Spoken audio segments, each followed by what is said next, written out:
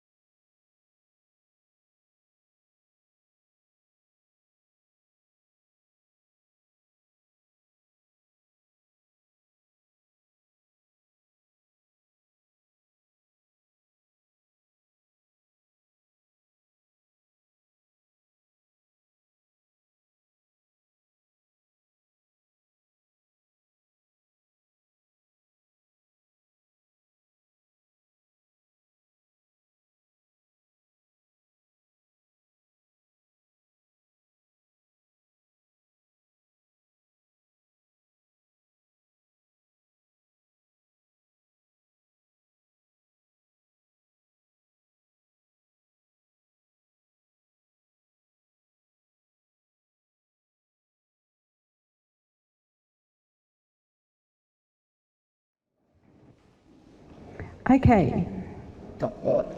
Right, thank you for inviting me to be here this evening. Really nice to meet you all.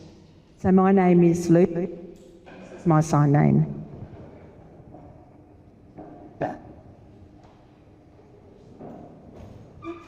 It's a bit stubborn, this computer. So who am I? Well, I'm Luke. I'm from the Wurundjeri Kulin Nation in Naarm.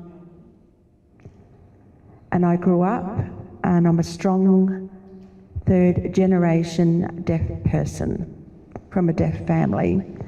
And I'm very lucky to have that privilege to grow up in a language with culture around me all the time.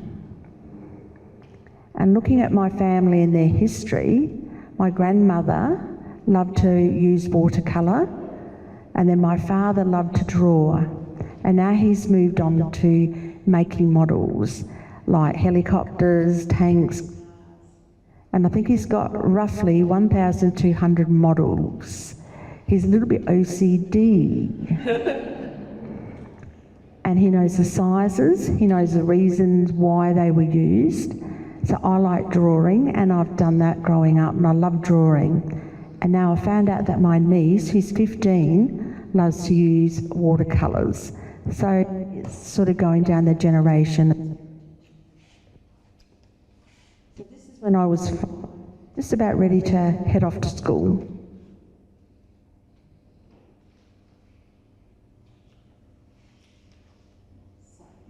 Just a short explanation how I actually got to where I am today, my art journey.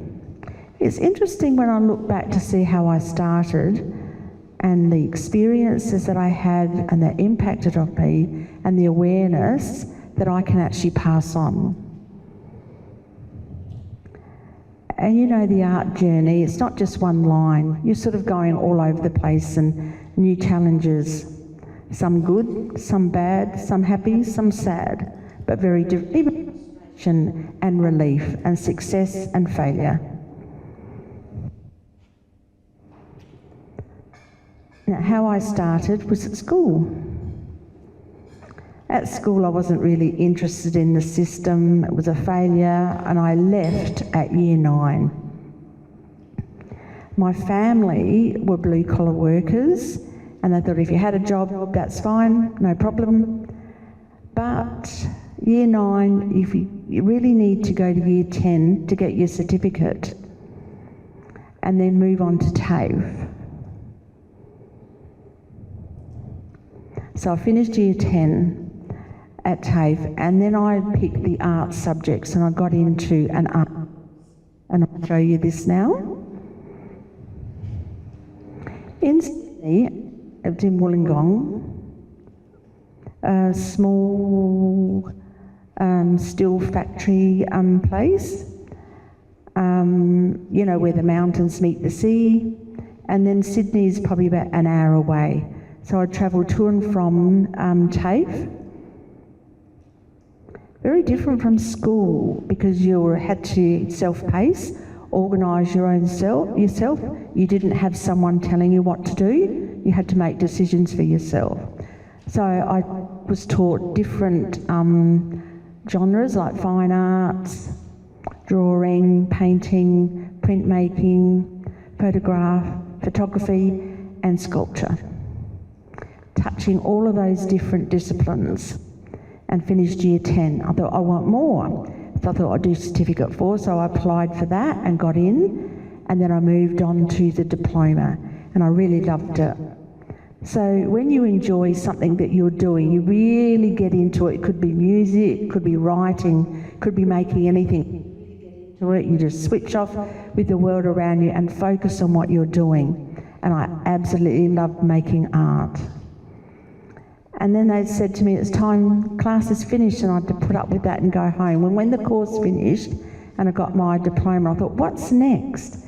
And they said, well, when you've done this, you can move on to university. That's the next step. A big step, but the next step. And they said, where? Go to VCA, the Victorian College of Arts in Melbourne.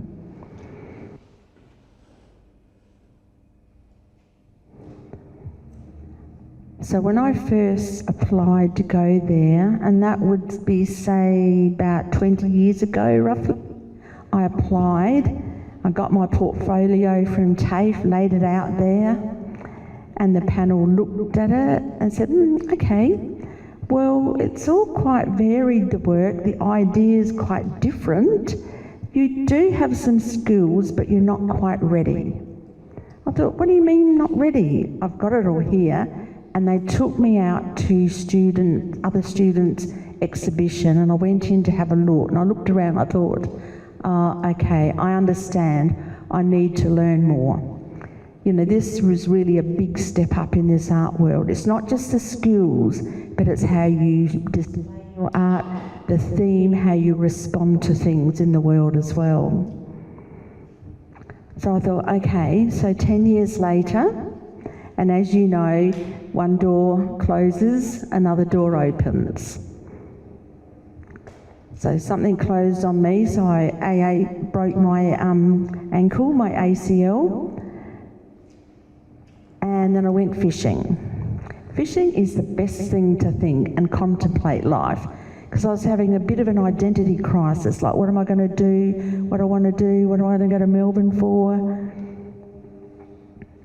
And I thought this, and when I was in the VCA and I applied, I thought that is that connection, everything became really clear, and I knew my gut was telling me what I wanted to do. So I slept on it and fire in my body to carry on. So I looked at the course, that's 6 months ahead, so I prepared everything with one idea, one body of work. Painting, drawing, got that all organised, and I applied. And the same person who interviewed me and 2 other new teachers had the interview, and my answers were satisfactory, and they said, you know, how are you going to learn with access issues you can't hear? I thought, At university, I knew through other friends, they'd taught me how to stand up for my rights, and they taught me what to do. So I said, well, I can use interpreters, I could use note takers, and the university would actually pay for that with the DLO. They would organise that, and you would actually, I would request what I needed, and they said, okay.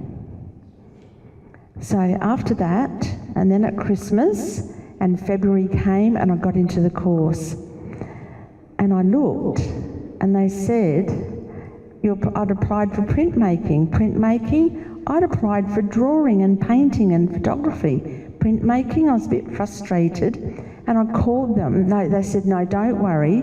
When you get into the course, then you can move around the different disciplines. I thought, oh, okay. So March, I went there, sat in the classroom, and I thought, I don't want to be in printmaking, I want to go to drawing. That's what I want to do. I put up with that, and then I spoke to the head of the department. I sat down and I said, look, why printmaking? And I really want to go into drawing. And they said, your drawing skills are okay, but we want to see your process and your methods with printmaking. Just wait. And I thought, oh, okay. Look, 2 weeks. If you don't like it, then you can move on. I thought, okay. So 2 weeks later, I got into printmaking. I loved it. So have you tried printmaking, everyone? Have you tried it? Put up your hands if you have. Printmaking is just like, foreplay. You just enjoy that process. It's beautiful. And then you get there, it's okay, but it's that process of that preparation, trying different methods, and then you get that at the end and you're satisfied, but you've got that process of looking at the skills and the techniques of what you use to actually get to that journey. So printmaking, so when you're making it, and with the paper, and you print it on, the information on that plate, you just let it go, and then it goes through the press, and you've got to let it go. Then when it comes out the other side, then you feel that you've got this connection to it again. So you put it in, disconnection, come out, connection again. So that's the response to that information. So it could be good or bad, then you've got to rework it again. So 4 years later, I really got into that. It's the best time of my life. And I finished my honours as well. And that university really taught me a lot about the art industry. In a classroom, say if there's 15 in a classroom, 1% or 1 or 2 of you will achieve and some of you won't. I thought, okay. Right, so then when you get out in the big, crazy art world, it's challenging and there are barriers that are put in front of you. And you can't get through, you've got to work really hard. My journey is growth as a deaf artist. And I'll explain that journey as we go through this evening. Now, this is me as an art student in my first year. Different facial expressions, hair, beard.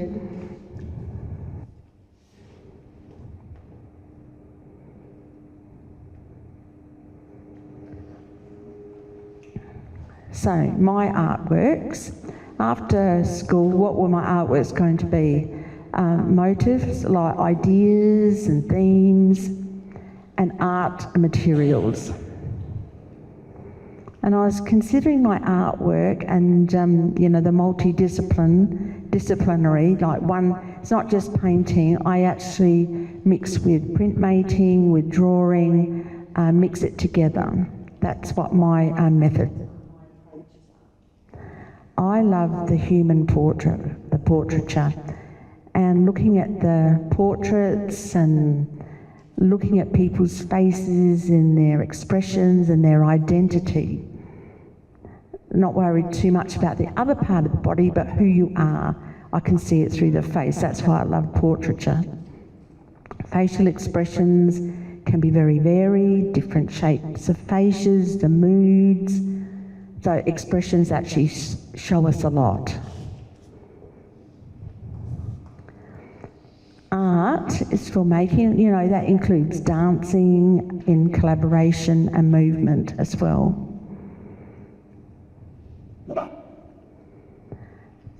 This is a pencil on paper, rather a large drawing. And this is printmaking, lithography. This was done through my honours year. Just to explain a little bit about the content and the oval shape here. It's a little bit like an eye shape. So when you're looking at the face, there's a reflection from the eye. It's like a womb, and subject to the person.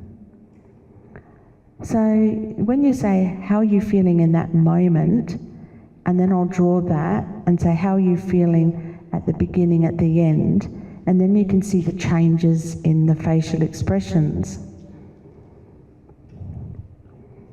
So hands are always over. You can see the hands. Because in the world, you hop out of the world and then this person, inviting someone in to that particular space.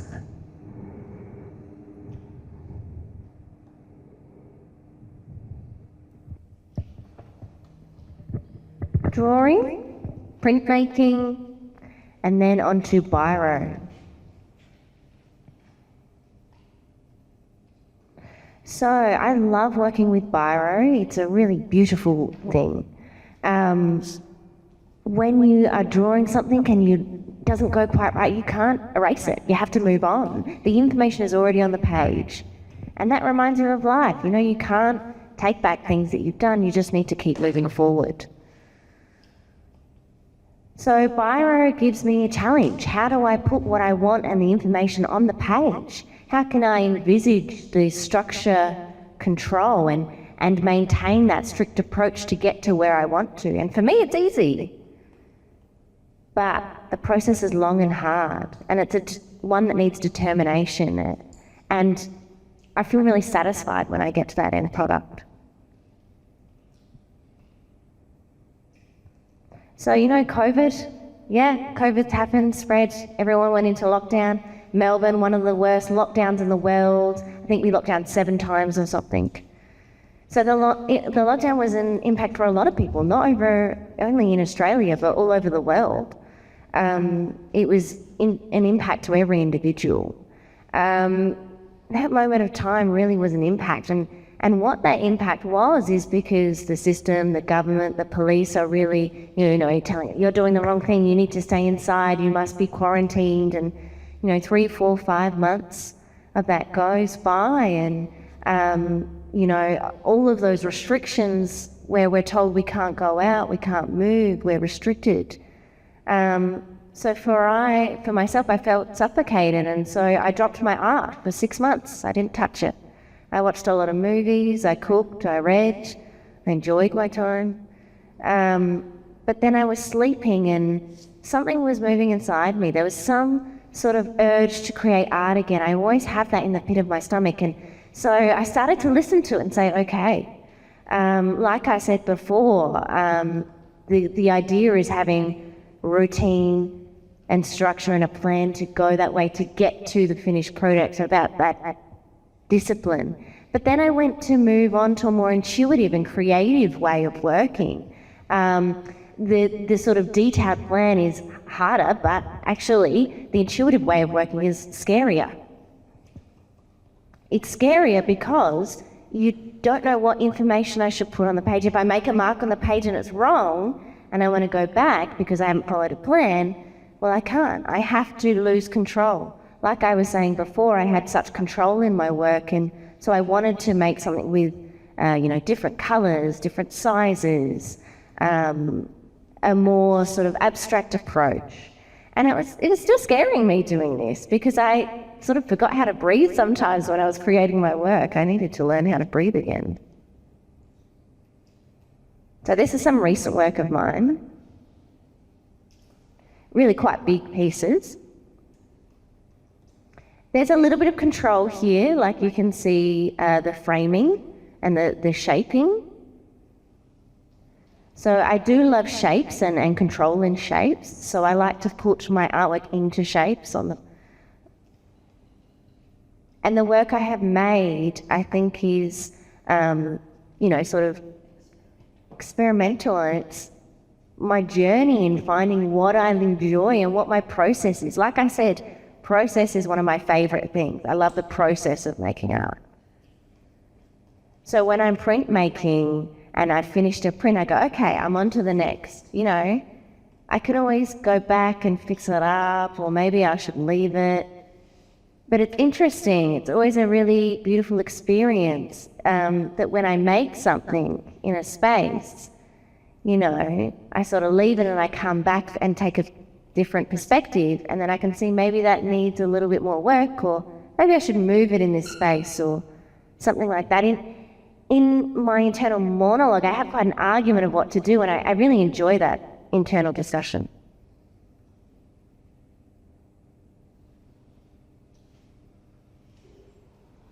So once I'd finished to university, my work is sort of split into before COVID and after COVID, and I'd like to talk about that a little bit.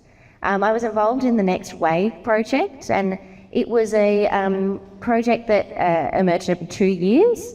And so in that collective, there was a changing team and artists, so they would change every 2 years. And so the program would get grant money and invite people to join or have applications. So there's usually a collaboration of 8 to 12 artists, and it's a way to grow the art as a collective and learn how to respond to other art, how to unpack it, how to navigate the larger art industry and world. How to pay taxes on art, how to write about your work, how to think about critiques, not think of criticism in a negative way, but how it helps you critically think about something and how it helps you to respond, support and develop your ideas. And so that project really benefited me a lot, and future people who are involved. I was also involved in a Kickstarter program in 2017. And so we worked together for 6 months, and we had to provide interpreters, note takers, all that kind of thing. And so we were always struggling with the budget, saying too many interpreters, all kind of budgetary restraints that we had. We had 3 residencies during that project, and we had interpreters with us during the residency so that we could network and learn from others and each other. And for me, my experience in the art world, I want to talk about how that impacted you in the next way. And so really these were 4 videos. So they were all deaf participants signing. And I asked the same question, and each response was a little bit different, but similar. So on the far left side, you can see someone signing. There's no captions, no microphone, no voiceover, just the signing. And then a transcript. In the second one, it's full Auslan and full English captioning, no transcript. In the third one, it's someone signing with Auslan English or broken English. So it's sort of following the word order of English using Auslan signs, and that's the same for the captioning. And then the fourth one has signing, but also has headphones so you can listen to the voiceover interpretation. So it's 4 different ways of accessing information. 1 text, 1 caption, 1 broken English, and then 1 with headphones with voiceover. Just to give the audience, if you don't want to read, maybe you want to read the captioning. If the captioning's too hard, maybe I want to listen, and that would be a bit more comfortable. So the information was the same, but how the audience wanted to engage with that information was different depending on their preference. So they might say, hey, I want to listen to the voiceover, I want to read the transcript. So it was a way for people to empathise with me, you know, seeing the beautiful, you know, television with something happening on it that's really exciting, but there's no captions, and so you can't access the content. Or there's a beautiful artwork, but the English description below is too dense and hard to understand. Or maybe there's some beautiful sound happening in the space, but I don't have any way to access it. And people say, oh, it's a beautiful sound happening. For me, I have no choice. So this workshop gives you options on how to access the information in an artistic way.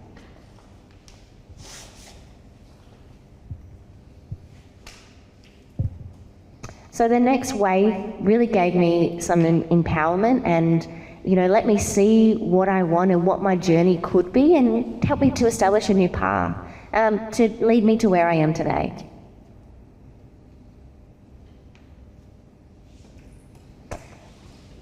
So I really enjoy collaboration in my work, seeing other people's ideas and perspectives and challenges, how we can work together on those to make work that, you know, gives us a lot of reward and satisfaction. So I've had two big role models in art. The first one is Anna Seymour. She lives in London now. She's from Melbourne originally. And she's quite a unique and incredible dancer. She's worked in London for the London Company Co.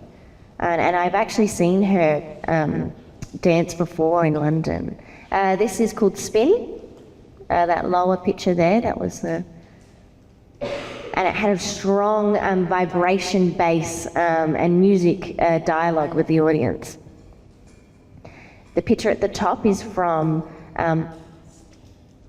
Skin. So Skin, it's how we, you know, feel, how we touch, how the community, the deaf community is always hugging each other, you know, getting each other's attention and touching each other. And so I worked with her and talked about a response in dance and had to express my ideas and my artwork in that manner. And then secondly, I worked with Fayen Devi. And they were just two amazing women. They both lived in Melbourne. And so Fayen is hard of hearing and she has low vision. And her work is focused on different textures, over tactile communication, how we interact with each other using tactile communication. She's a really creative woman working at the Melbourne University as a professor. And so she really taught me a lot about collaboration, how to collaborate in different ways and how to work with blind people and what their preferences are, you know. Would you like to work closely or, you know, further apart, what the space is, how to provide information about space to an audience. And before the show, we would do a work called Movement in Print. So what I would do is I would watch the participants move and then I would create that movement into a print. And so it was a really amazing way of working together experimentally. So there will be another exhibition in the Melbourne Fringe at 3 weeks' time. So if anyone's coming to Melbourne, come and have a look.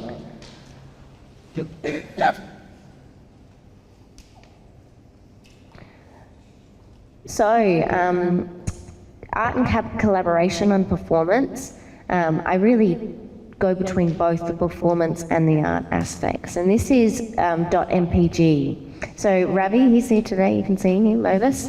Hello. So MPG is a street art name. So it's Movis,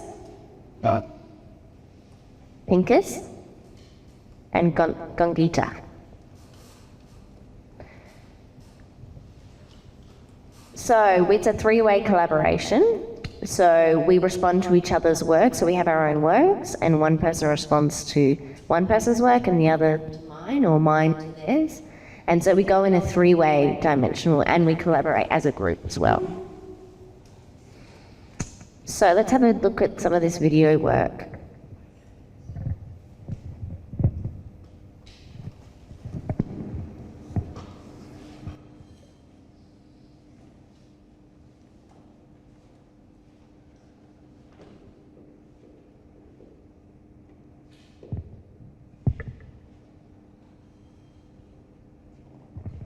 So, this artwork, Gonkita, is painted artwork. Movis Ravi responds to that in digital art form. Moving it around, it's an amazing experience, let me tell you. And that was in February, thank you for that, Ravi. It was in February we did this. We're going to be, hopefully we're doing it again. So more general art response, just feeling, just for fun, for colour. There's no rules, just bring it all together. And they're our individual particular ways and getting high quality out of it as well. Okay. Also, another important project is called DARE, D-A-R-E, Deaf Art Residency Exhibition. There are 7 deaf and hard of hearing artists. Got Kate, Elizabeth, me, Jazz, Rachel and Ravi. Just explain to you about DARE, just a little bit of an explanation. What happened, we just got together texting each other, look, let's have an exhibition for WFD, World Federation of the Deaf, which was in South Korea just recently. And we thought, why not set up, have a residency there somewhere around that particular place? So we paid for our own time, our own resources, and we moved there. And we had a beautiful country area, and we stayed there for 2 nights. We got into a discussion about the artwork we were going to create and our own artwork and linking it to the deaf community. We brainstormed ideas, unpacked some ideas, how we were going to deliver it, what particular works actually meant, and what sort of activities we would create. Really actually enjoyed what we did, and I'll just show you this. And just at the Flow Festival just recently as well, Flow Festival, they had a theme that we responded to as well. We were looking for funding for a space for a residency for the next show that will be taking place in March. So through the show and exhibition, the deaf community responded. We had 200 people attend that night. It was absolutely crowded, very exciting. But what was missing? Art terms.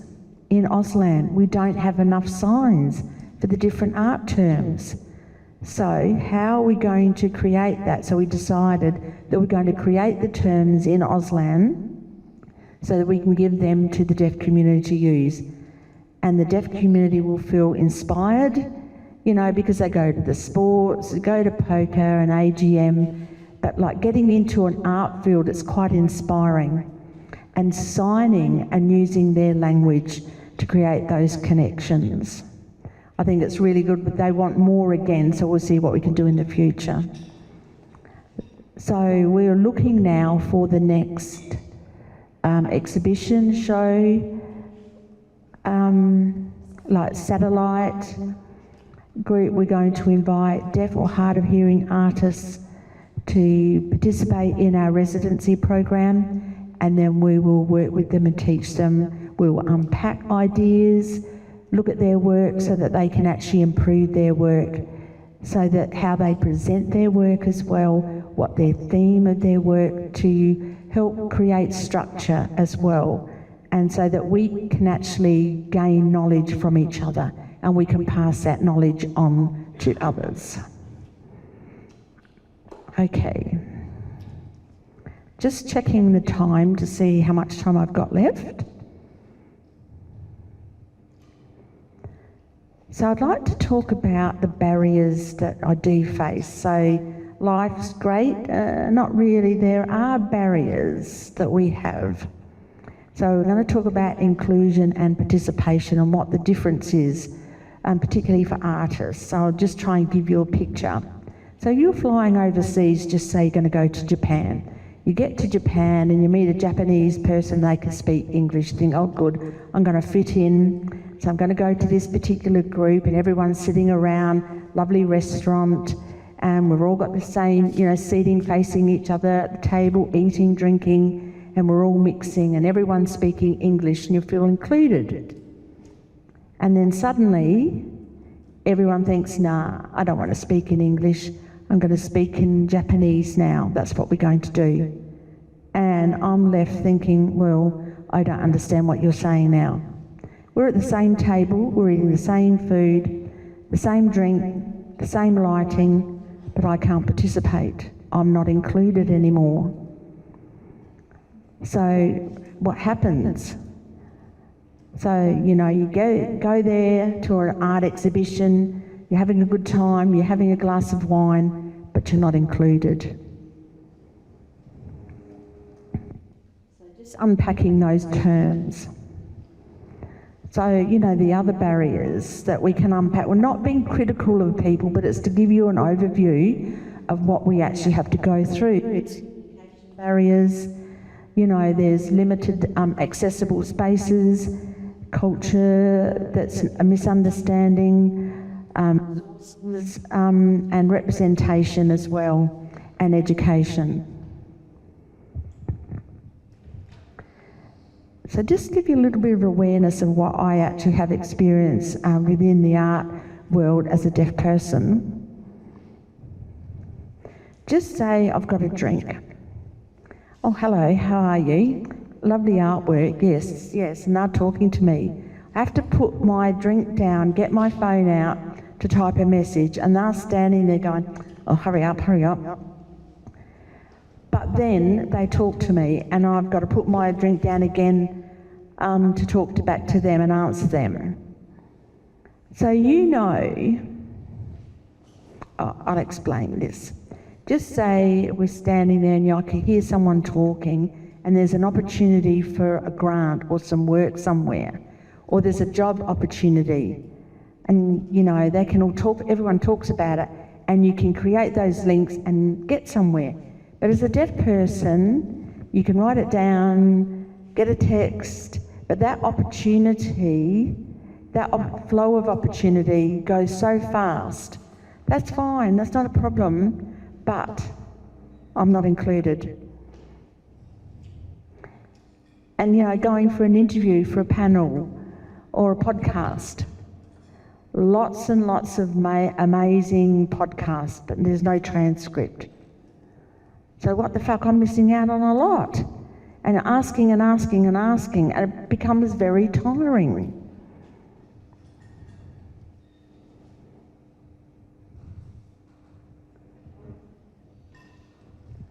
Limited to accessible spaces. You might see, we don't see deaf people at art exhibitions. Why not?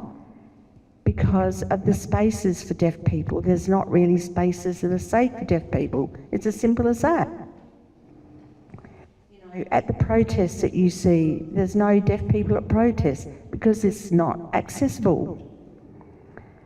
So we look like the invisible people. We've got invisible disability, with someone in a wheelchair or with a walker, you can see that, but you can't see our deafness. And as I explained, you've got artwork there on the television, say people lose interest or they get tired, or people are puzzled, they don't understand if the interpreter's there in an event or there's no interpreter, you keep asking and there's no interpreting provided. I'm not bitter, I'm just letting you know that that's the actual information that actually does happen. The art industry, they don't know everything about deaf people and culture. They need to have an ally to work with them. Like, what do you need? What do you need us to provide? Not like I know what to do, but to find an ally, to work with First Nations people as well, in an ally, to create access. Ask for education or just information in Auslan.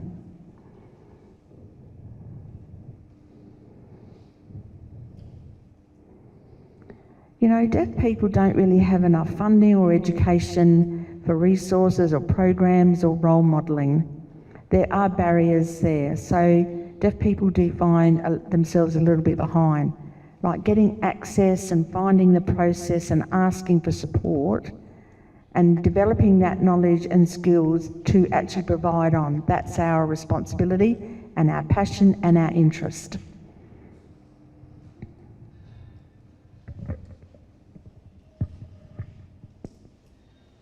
Okay, on to representation. Here in Australia, you know, deaf representation in art is much smaller.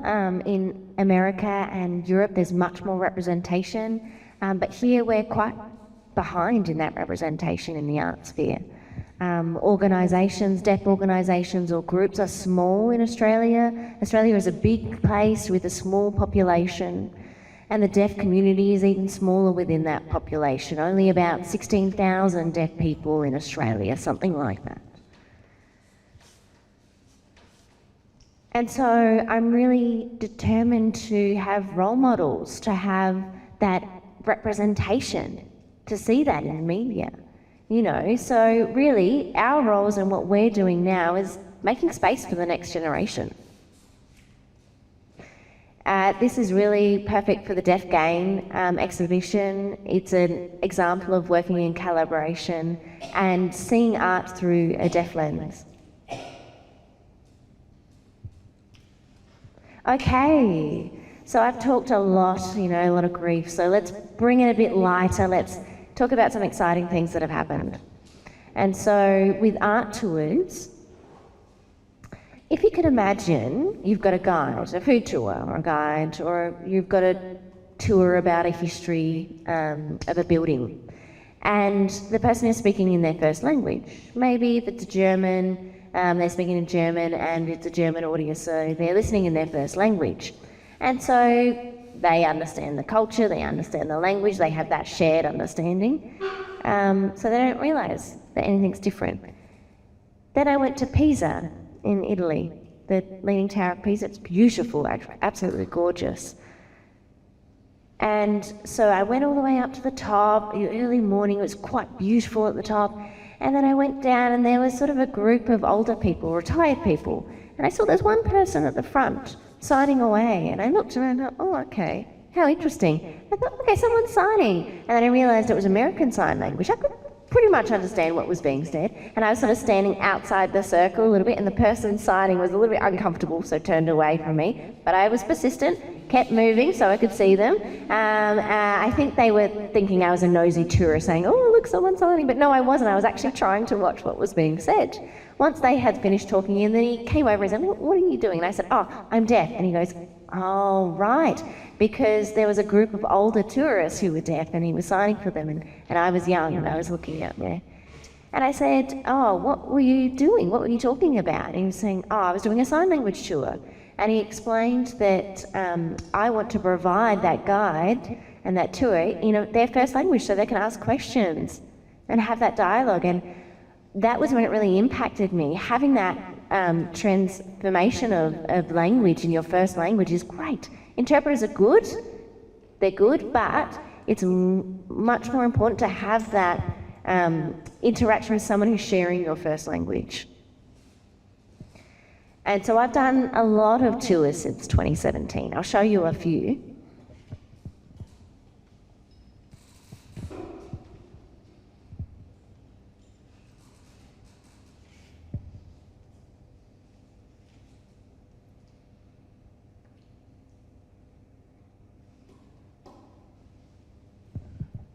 Hi, my name is Luke and I'm an artist. I've been leading Auslan tours here for over 4 years.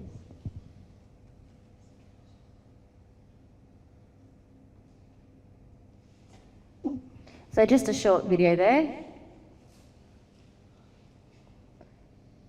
So when I'm signing and guiding my Auslan tours, I can see the audience. They're really engaged. I can see their body language if they think it's boring or if they're understanding or if they've got lots of questions.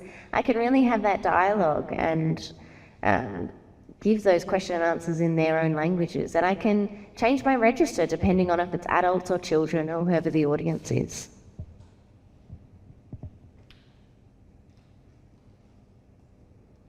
when it's deaf children or hard of hearing children and I'm giving a guide and a tour, one thing that really impacted me was lots of children were bored by the artwork that they were being guided through. And I think it was actually the way that I was explaining the artwork. It was in an adult fashion. It was too high brow. So what I did is I went back to the roots and tried to unpack it more. And so I would say, oh, what do you see in this painting? Ask the questions, and they would respond with what they see. And then I would talk about the artist. There was some drama in the artist's life, or maybe they were amazing, or whatever the story was behind, to link to the level.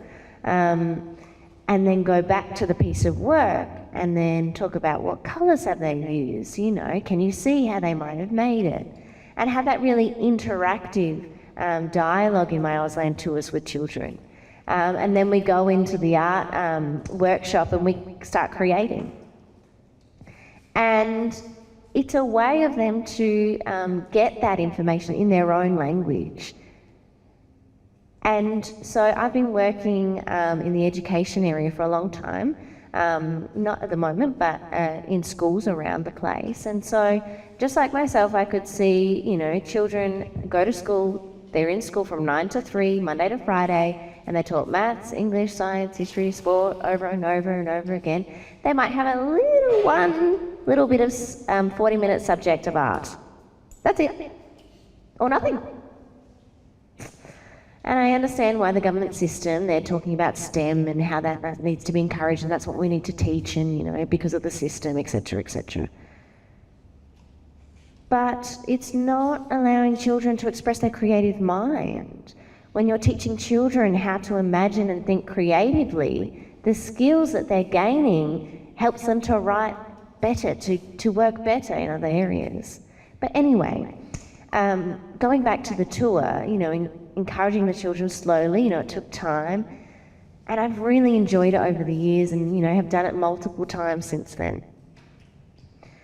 So, sorry to say, the National Gallery of Victoria, I've guided there, or the National Gallery of New South Wales, or at the Heidi. So they're really big organisations. They've got the funding, they want to look good, so they want to collaborate with us. Smaller art organisations do struggle. There's a recognition, location, or maybe it's the theme. So yeah, they are varying sizes and depending on the resources available. So we've had tours and we've done workshops, and for myself, it's taught me a lot. It was a very beneficial for me, and I really appreciated it because it helped me to work with other groups of deaf and hard of hearing people to talk about representation, advocacy, role modelling and exposure to other deaf communities and hard of hearing, or other communities in general. And so I really push to see inclusion. Not only for the deaf community, but for other art communities as well, so that we can all work together. So deaf and hard of hearing people have a unique perspective in the world, a unique way of expressing their ideas and a high level of creativity. So really, it's nice to have a rich and diverse community and culture, and that's what that will give us if we include different communities in the art industry.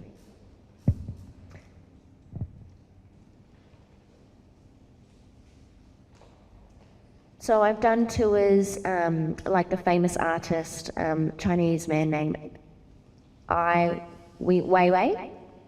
Good luck to the interpreters for saying that. And Andy Warhol. So that started in 2017. And the opening of the tour, there was 50 deaf people that arrived and deaf-blind with comm guides. And it was a bit overwhelming because it was so crowded with everyone trying to sort of move through the art gallery. It was a real challenge. I really learned from that experience. So now it's better to do tours in the evenings or nights, or at particular times when it's not so busy at the art gallery, or sometimes in school holidays at particular times. And so that information, built my knowledge for the next tour and the next tour. Here, this is David Hockey, He's a British artist. And so we were all sitting around and having a conversation. People were asking questions and answering each other, and I was facilitating and making a presentation as well. And so it was really about empowering them to express their understanding of art and encourage them to have that discussion.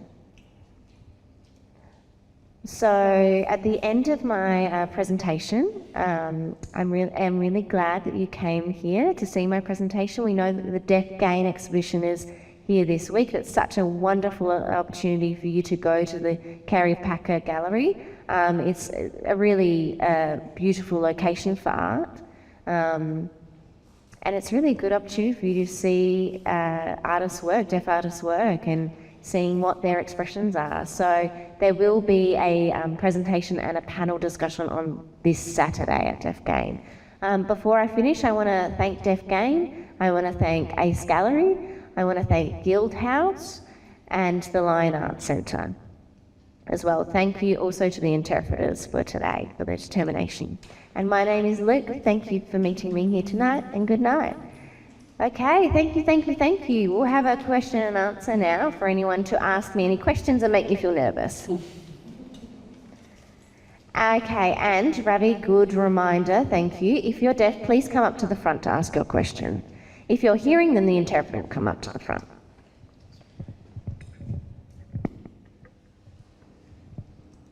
Yes, in a loud voice.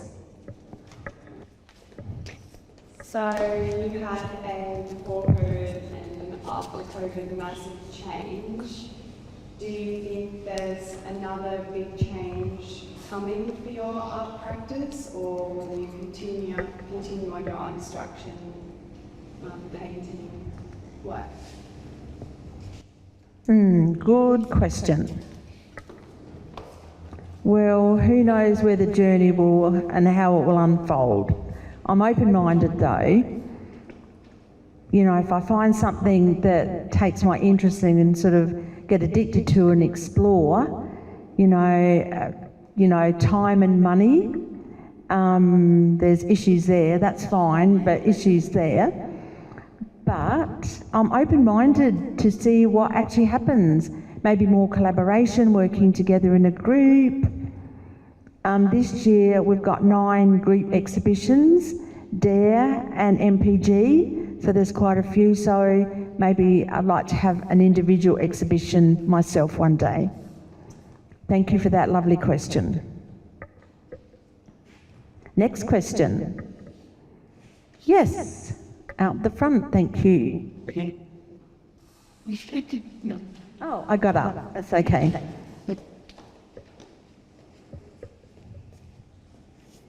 Just talking about your early history as a child, during your childhood, as you grew up. So your school time, and then as a teenager, and then as an adult, what impacted upon you in regards to art? What struggles did you have to get through? Was it easy, difficult? Sort of questions around that area, how you survived. Did you get that? Yeah, thank you for that.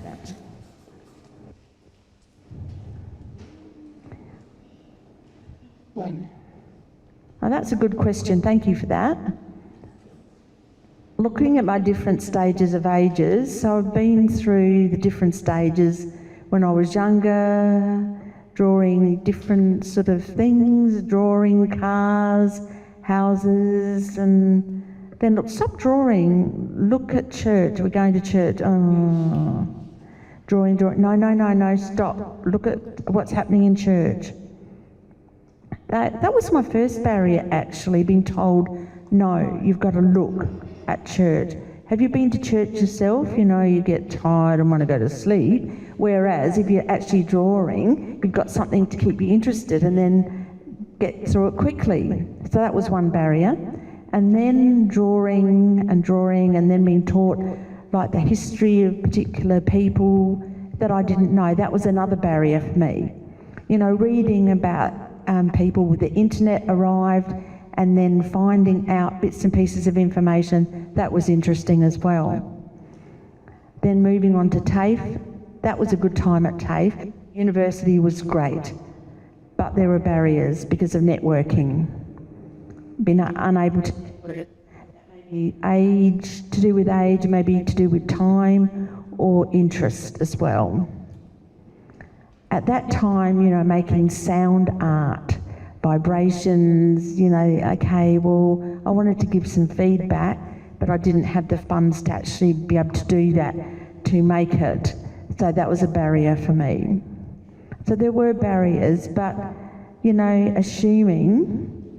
assumptions really, you can't, but you can really, but that opportunity doesn't actually eventuate, so that's a barrier.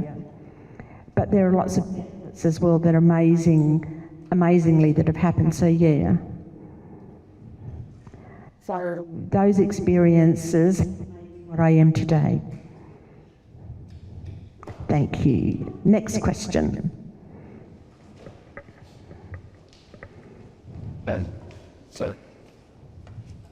Okay, thank you. Lovely presentation. I just want to talk about networking, you know, and actually expand on that. So networking opportunities within deaf community could be small, but in the art world, it's rather large. So how can you bring it together? So as you said, you know, talking about things, how do we actually solve that issue so that we actually have a better future? Like NDIS funding, would that cover that? You know, we haven't seen that, the results for that. What do you think of the future for that area? Yeah, that's a good, thoughtful question, actually. Look, just talking about NDIS. So NDIS SAP funding, that does empower me to be more independent. So I can organise an interpreter or a note taker. Say if you go to the National Gallery of Victoria, it's a big organisation, they should actually provide that. But the problem for them, they're not aware. And so it just sort of gets dropped out. So for me, I've noticed in the deaf community, for the deaf communities here and the art community in the deaf community is even smaller, and how to inspire each other to create their own path. So we need to be open-minded, open-hearted, not be stubborn, and say I'm not going to work with them. We need to actually struggle, but we need to be positive, go out and work with others so that we can create that connection. And also, you know, as an advocating, you know, having professional consultation with the disability inclusion action plan. So including that in their system for any particular organisation, so that we need to be included in that discussion so that the system changes its structure and carries on through the future. So we need to change that system and not saying, I know, but actually change the system. I have one bit of information, one bit of information to give you. We really probably need to work together, and it will probably be a little bit of up and down at the same time. Thank you for that question. Yes. William. I have to ask, similar to what Ravi asked, but like looking at the advocacy, it's so wearing. You just get so worn out. So what do you do to actually just keep getting up and advocating when you keep getting knocked down? What do you do? What's the process that you can actually be self-sustaining? How do you do that?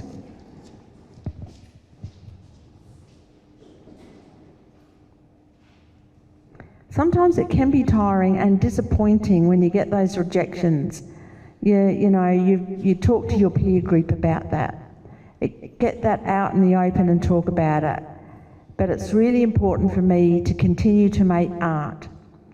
So you need to clock off, I love you, see you soon, and You need to create that art, go to exhibitions and look for a source of inspiration, or invite an artist to make a new friend. You know, have that one-on-one relationship, have that question and answer, get that feedback, whatever. And then start to feel that you've had a little bit of a break, come back to it. But you need to have that time out to actually refresh yourself. So when you start feeling refreshed, then you can actually start again. You've got that energy. So when you feel it's all too much, it can be draining and it's a spiral. So you have to think, no, I've got to accept this. Oh, okay, that's all right, but continue. Oh, look, say that's okay. So you can see the problem, you've acknowledged the problem, just acknowledge it and try and work around it. If you actually want to actually get what you want, you need to find that approach. But it's really good to have a peer group that you can unload with and talk about things so that you can get some advice. Thank you. More minutes? Yes? My study can't grab, so I will answer a question that's here. Similar to William Bob's question around obviously some advocacy and people and things like that. He's the Aboriginal person. I'm acutely aware that white people want to try and do things, but then they end up stepping on my toes. And I'd like to pose that question as hearing allies to deaf folks of what do you kind of highlight as good allyship when I can figure out people with specifically art faces to deaf people? Yes. Look, that is a great in-depth question. I have been asked this question for a lot of individuals and organisations. So firstly, I think it's attitude. Like when you actually meet an organisation, if they say, I know, no, just back off, give them time, explain again. And I think I would give them some understanding of culture, language, give them a little bit of training. Sometimes there's a bit of hard work, but worthwhile in the end. And then hopefully then they could become an ally. Once the attitude's great, then you can take a further step to see how you go at each step and keep in contact with them. And check in regularly with each other. Just make sure that that continues. But sometimes it's rare that it happens. So for the language in particular, to have access to continue with that, it's not like setting up a ramp and a light and you've got it. Language and culture is a continuum really, it just continues on. And it's not really easy to solve that when you've got to solve their attitude first, and if that's going to be positive or not, and then work on slowly. Yes. But just one more thing to add to your question. Sometimes it's better to have 2 people involved, 3. Like, what's the word? Assertive, no, not assertive advocacy. There's a particular type of advocacy if you've got 2 or 3 with different perspectives. Different perspectives bringing to the problem. It's better to have those along as well. That way it probably helps gain with the strength of 3 being together. Pleasure. One more question before we close off? Any other questions? No? Yes? Really? No? Okay.